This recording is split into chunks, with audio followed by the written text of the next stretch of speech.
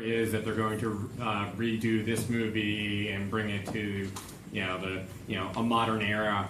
Do you guys, what type of campaigns would you guys use to kind of test that so they can hedge their bets on some of the $100 million pictures that they're doing, or avoid doing some of those $100 million pictures?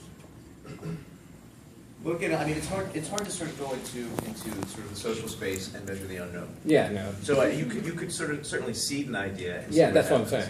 I don't know of anybody actually doing that, which isn't to say that it isn't done. But I imagine if I were sort of Disney or a studio that puts out sort of big character-driven tentpoles, and maybe they're trying to create a series out of a character that already exists but hasn't been made into a feature, I would certainly do a deep dive and see what people think about that character as it is.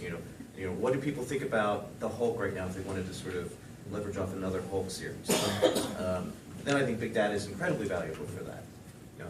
Or they're trying to get a Barbie movie off the ground. What is the perception out there for Barbie? And but it also sort of works both ways. Where let's just suppose you go out there and you say, everybody sort of feels sort of negatively towards Barbie. Again, that could be an opportunity, and if somebody had told me 4 years ago that they were going to make a movie out of Legos, I would have said, you're crazy. Nobody wants to see a movie about Legos. But you put some smart writers and directors on it, and suddenly you've got something great. So you can't rely too... Totally awesome. So you have to be sort of careful about what you're sort of listening to out there, and make decisions on the project based just on that. I think a lot has to do with the change in culture, understanding the data like we were talking about. I don't think studios do hardly any or enough A/B testing on trailers.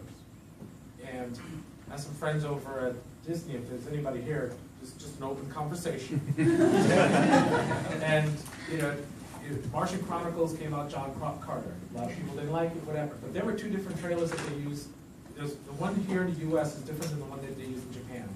And the internal discussions we've been having is like, have you used the one in Japan, I think here in the U.S., and done some A/B testing, regional, listen to some chatter, what's the feedback loop kind of thing, and adjust accordingly, I think you would have gotten better results on that box office weekend on John Carter than you did.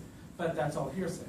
But getting back to what her design, what she was talking about, is that what studios also lack, or these organizations, is really easy to use discovery tools. They don't have to build these big monolithic kind of things.